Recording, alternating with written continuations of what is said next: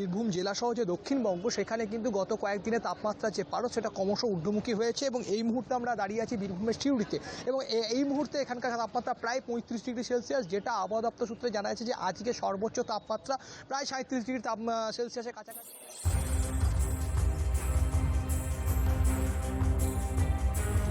দক্ষিণবঙ্গ সেখানে কিন্তু গত কয়েকদিনে তাপমাত্রা যে পারদ সেটা ক্রমশ ঊর্ধ্বমুখী হয়েছে এবং আজকে সর্বোচ্চ তাপমাত্রা প্রায় 37 ডিগ্রি সেলসিয়াসের কাছাকাছি হবে। এছাড়া তোমাকে যেটা জানিয়ে রাখি, শুধুমাত্র আজ নয়, আগামী 7 দিনও পর কিন্তু ক্রমাগতই তোমার তাপমাত্রা পারদ কিন্তু ঊর্ধ্বমুখী হবে। এছাড়া